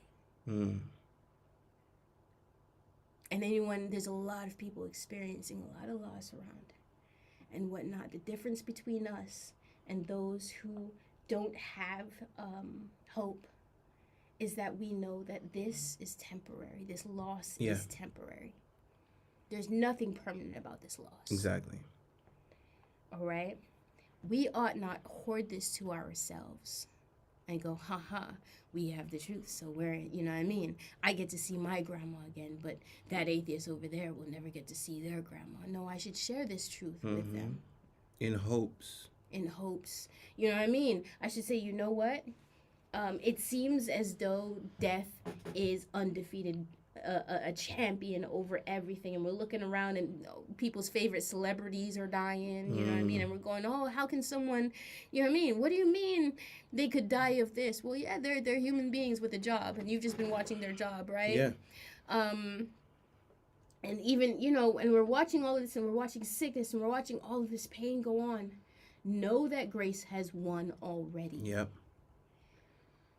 And when you feel that hope, when you truly believe the hope, share it. Yes. If they don't want to, you know what I mean, don't beat them up, don't fight them to it. You know what I mean? If they don't want to believe, they don't have to believe. Yeah, the fight isn't with you. Right. Like, you're not the one that's supposed to be fighting. The fight. Right. and the thing is, like, it's not our job to make someone believe anything. That's the Holy Spirit's job, right? Our job is just to share. Yeah, exactly. You know what I mean? How can you continue? How can you go throughout the day? How comes this hasn't ended you? This hasn't buckled you? How comes, you know what I mean? Well, it's because grace wins. Yeah. And I believe it for myself. And I can't judge any other person. Exactly. So I know that if it works for me, and I know that you have taken on Christ as your Lord and Savior, as the atonement for your sin, then our tears are not tears of endless despair. Yeah. It's tears of transition. It's tears of process. Yes, the tears do happen. Yeah, of but course. we have hope. We have so much hope. And if anyone's experiencing any sort of loss right now, I want you to know that hope is real. This is real. You know what I mean? These are real records of people being resurrected. And there's other records of people being resurrected going forward too as well, after Jesus' resurrection as well. You know, God has conquered death. Grace wins. Yes. Oh, I got a song. See, I was sounding all deep, right? But I got "Brighter Day" by Kurt Franklin, and I just feel like, this is the perfect song right now. "Brighter Day" by Kurt Franklin, man. Listen to the lyrics of this song. As fun as the song is, man, it's gonna be a brighter day. Yes. Brighter day. Brighter day, yeah, brighter day. And we'll be back with more in a bit. You're listening to Don't Trip. AB, mobile apps, and online. This is Adventist Radio, London. Hope springs eternal. Yes, Don. Hope is eternal. And tell Mom we said hi as well.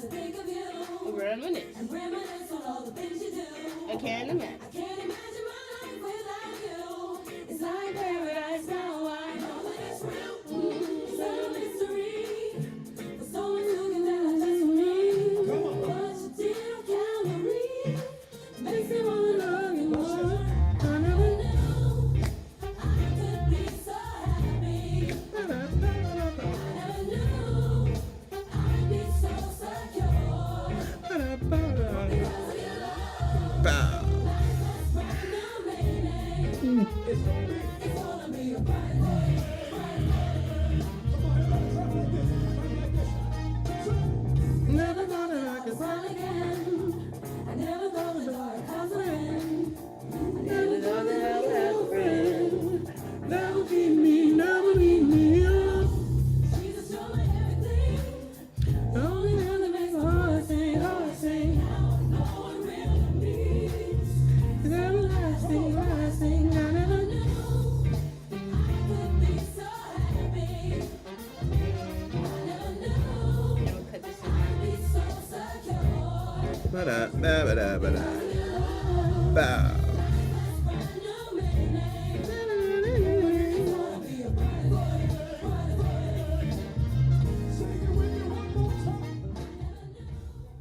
Struggling with addiction? Looking for hope, healing, and a way forward? The Addiction Program on Adventist Radio London is here to help. This show tackles real struggles, reminding you that freedom is possible in the name of Jesus. Whatever habit is holding you back, you don't have to face it alone. So join us every weekday at 10 a.m. as we work I through love this addiction, beat. one I almost breath didn't give at a it. time. I was like, are you gonna use it, Angie? No. Give them the beat. Unfailing love will even pursue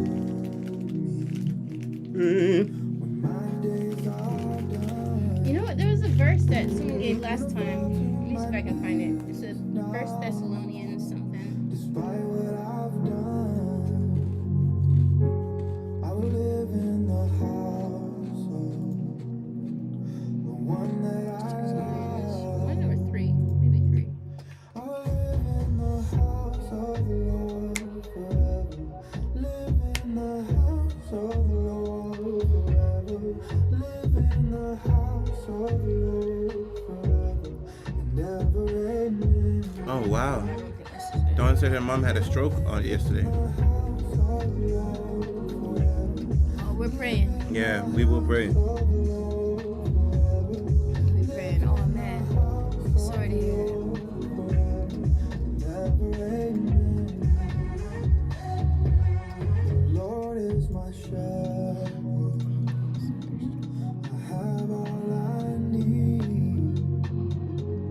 He lets me have rest in meadows of green. Even when I walk through darkness so deep, I will not be afraid. He's fighting for me. I live in the house of the Lord forever. Live in the house of the Lord forever. Live in the house of the Lord forever and ever. Amen. I live in the house of the Lord forever. Live in the house of the Lord. Giving you a virtual hug right back. Oh yeah. Oh, that's a nice emoji. I didn't even know that existed, Dawn. I need to see if it's in my phone. Yeah. It's on the keyboard, but every platform it looks a little different. Like the emojis look a little different. Okay. I like the way this one looks. Was it 1 Thessalonians? Maybe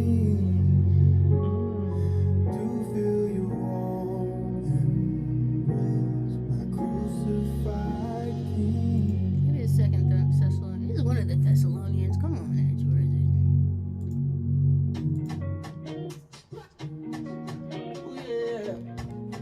Yeah.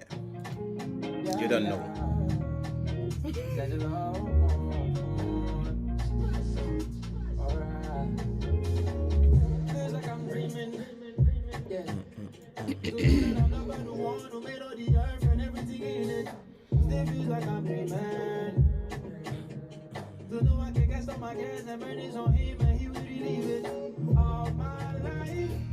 Never seen this type of love before. It's too good for me, too good to believe. And I'm so happy that you came exactly when you did. I wait for holding me down.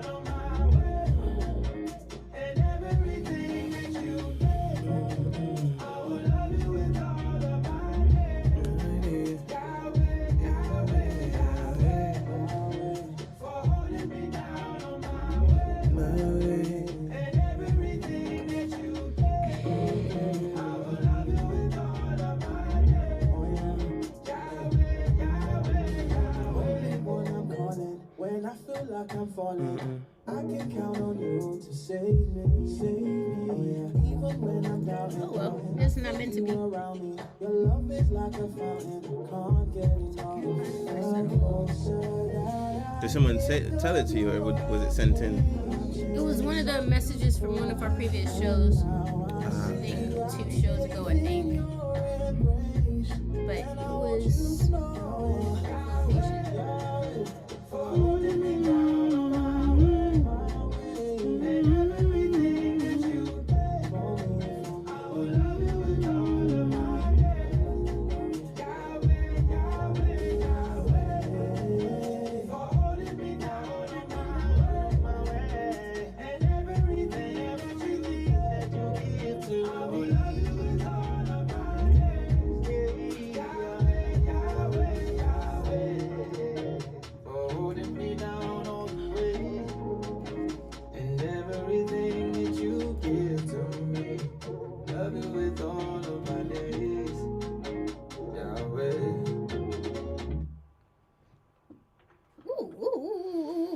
All right, yo, wait.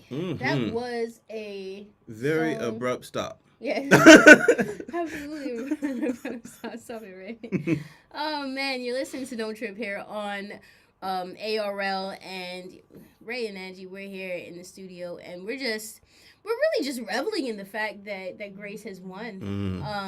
And I love, one reason that I love doing these plans is that they tend to move you along the journey, right? Yeah. So whatever the title is or whatever the topic is, they take you day by day to show you moment by moment that this is the truth. Yeah. You know what I mean? Yeah. And so there were different, each day told you a little bit more about grace and why it wins and what it has won over. And so we've learned a lot about just Christ and how Christ moves, about the grace that he moves in. And the more that you learn about the character of Jesus is the more that your spirit becomes impenetrable. Yeah. Yeah. Because if you don't learn for yourself who Jesus is, what he stands for, and walk with him for yourself, then you will be told a whole lot of things that are untrue about him. Yeah. And you won't know what to believe. Exactly. And we have too many materials available to us to not look. Right now we had plans. We have so many accessible versions of the Bible. We have churches that will show you that there's so many materials that they didn't used to have in the past. You know what I mean? I'm talking, when I talk about the past, I don't mean that far in the past. There's some generations that all they had was a version of the Bible that was in a version of English that they couldn't even understand, and they were just making it work. Yeah. You know what I mean? There's some people who had whole like translations of the Bible that wasn't in their language. You know what I mean? And so they have old English, and it's English, and English isn't even their language, and they had to try and make sense of it. You know what I mean? But the Holy Spirit is special. Exactly. In that all you have to do is put the effort for it and forward, and the Holy Spirit will meet you where you are, and will show you exactly what what you need to know, and help you take the next step toward wherever you need to go. Yeah. Right? I want, if there's nothing else, for people to realize that God is alive. Yeah. Right? We are given his word to lead us into a relationship with him. Exactly. Not just a relationship with the book. You know what I mean? When I finish a book and I'm like, oh, that was nice, I put the book down and I go on with my life. Right? And then sometimes I want to be entertained again, so I go, ooh, that was a good book, so I pick it up again. Yeah. That's not what the Bible is for. No. The Bible is to show you who God is, so you trust him enough to walk with him and allow him to communicate to you as you walk. Right? That's why our sins were atoned for, so we can reconnect with him, and we can walk like we're walking through the garden with God. Yeah. You know, that's a huge special thing. And so if the Bible hasn't led you into relationship with God, I pray that you pick it up again and allow that so you can learn how God speaks to you. Yeah. So that nobody, no matter where you go, no matter who they claim to be or who they claim to speak for, will take the place of the voice of God and the Spirit of God in your life. Yeah. You know what I mean? Because we shouldn't, for us, our focus is not entertainment. Right. Our focus should never be entertainment. Our focus is message. So what is the message behind what we are either reading, watching, whatever? What is the message behind it? What is, like, if you're treating the Bible like it's Netflix, there's an issue.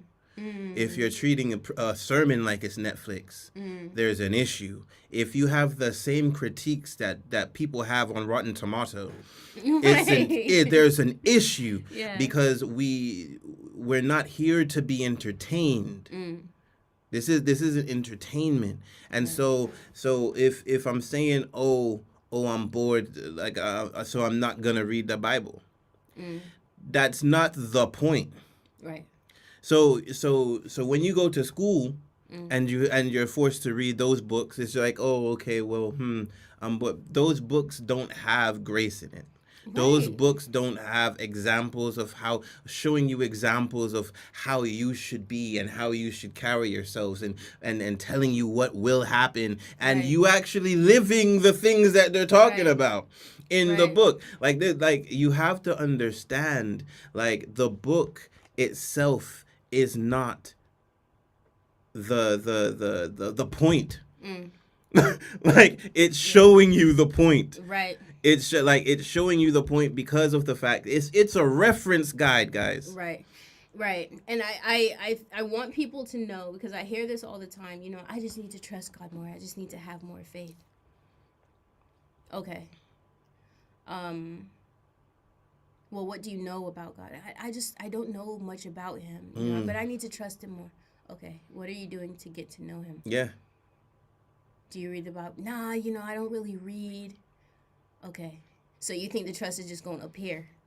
You think it's just the trust is you gonna wake up one day and just trust God and have all the faith and now you're moving mountains? No, you build a relationship. Exactly. And I cannot be obedient to someone I do not trust. I'm gonna be playing with you. If you tell me to do something and I don't trust you, I'm not just gonna blindly go, oh, let me go do it, cause what? Cause no, I don't know you. You know what I mean? Exactly. And so my whole thing is this: if you feel like you need to trust God more, if you feel like you need more faith, if you feel like you don't understand spiritual concepts, then you need to do the one thing that we're given to get to know him and dive into the word. I used to lead people straight to Romans. Go read Romans first. But that's because I'm super churched, right? No. Start with Matthew. Yep. Start with Matthew. Jesus Christ is the example of the heart of God.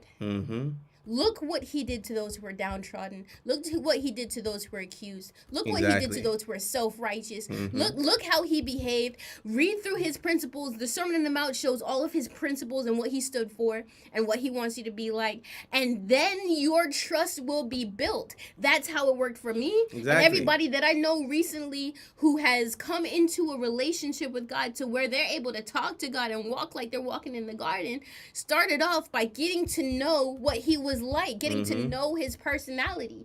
He has a personality. And I trust my sister. I trust her 100%. And I would not trust her if I didn't know who she was. Like I can't walk down the road. I can't walk down the road and just say I trust people. Now, there's a difference between saying I trust someone and giving someone the benefit of the doubt. I know my sister, so she doesn't need the benefit of the doubt because I know her. Right. And if you want to trust someone, you have to get to know them. So get to know Jesus because, as Angie said, he is the heart of God. And then it will put everything else that happened before him into context. Because then you will understand. You cannot understand, you cannot get to know someone without getting to know their heart. Right. 100%, and it's on display. Exactly. God is not guarding his heart as some secret mystery. You know what I mean? And we like to throw out the mystery. Oh, yeah, you know, no one can completely know God. No, because our lifespan here on earth is, number one, is not long enough. It's really not. And number two, the level of wisdom. You know what I mean? But that does not mean he does not do everything he can to display his heart and his intentions to us. Yep. Right? It's all written here. So this is why we do Bible study. We don't just do Bible study because we, you know what I mean, to get a notch in our belt when it comes to being Christian. Yeah. You know what I mean? Oh, I do Bible study. No, I don't have to tell nobody I do it or what I do. It's so that I'm led into a relationship with God. And so that as I walk with him, when I pray to him, I know who I'm praying to. Yeah. I know how to pray to him. I know that he loves me. I know that he has accepted me, so that it can get rid of those intrusive thoughts. Yeah. Anything that was implanted by other people who don't understand God and who don't understand you and who don't need to because they ain't walking one-on-one with God with you. You know what I mean? Like, it's a one-on-one relationship. Exactly. You know what I mean? I can't lean on Ray to take me through into the kingdom. No. I can't lean on Ray to prove that I have a relationship with God. I can't, you know what I mean? No relationship that I have with you know, high ups in the church, no relationship that I have with anybody else here on earth or with a community or anything like that can replace connecting with God. The whole purpose that Jesus atoned for us in the first place is that we can connect with God, we can walk with him, we can count on him, we can cast our cares on him. And it's so a that personal journey. it's a personal, so take it personally. Like, yes. Take Exactly. it personally, man. And so, you know, we had to end the show and stuff. Yeah, yeah, I forgot about that part. Yeah, man. So I'm hollering at Dawn right now. Yes. Shout out to Dawn. Thank you for joining us here on our YouTube as we're live. And all of your comments, man. We are praying hard for your mom. Yeah. And all that she's going through. And I love the last thing that you have said. Again, hope springs eternal. Yes. Right, so we're gonna go straight into gratitude because I ain't got time to play a song. And man, I'm gonna just say I'm grateful that we've gone through this plan. Every step of the way, I've heard exactly what I've needed to hear, and it's been perfect. It's been perfect. This plan, Grace Wins. If you've gone through it in your personal studies and everything like that, suggest this plan to anyone who you know needs to know that Grace Wins, which is pretty much everyone. Just send them all the plan. You know what I mean? If you are leading Bible studies in your church or in your family group or, you know, anything like that, bring this plan and say, hey, we have a 14-day plan. Yeah. Let's go through this together. Yeah. Because the gospel is what we need to be spreading more than anything else as Christians. Yes. And then God's spirit can take it from there. Trust me. You know what I mean? Yeah. Ray, what you grateful for? I'm grateful for, you know, I'm grateful that there was through the fight, death was knocked out. You know, I'm grateful that Jesus doesn't float like a butterfly or sting like a bee. The butterflies float like him. I'm finished. The bees sting like him. I'm finished. No, All right. but no, I'm very, very grateful for this plan and also the ending. The ending, it rounded it off perfectly. Yeah. So I'm grateful for that. Of course, I'm grateful for my kids. Shout out. I don't know how I feel that I'm gonna have an 18-year-old soon. Man. It just, while I was sitting here, I know I just randomly said it. That's because it just hit me. Yeah. Like, because the birthday prep is happening now. So yeah, that's what I'm grateful for. Yes. I'm grateful that I did this in time. Yes. All right. So next week, the ladies will be in with Ladies Lounge, and the week after that, we'll be back with a brand new plan, and hopefully, I'll have my cousin Mike on. I'm speaking into existence. I've been wearing his hat almost every show. Yes. And so, yeah, man, it has been a great show. Thank you for coming through these Bible studies with us. Yes. May you be blessed, and may you be able to bless others with it. This has been Don't Trip. Don't do it.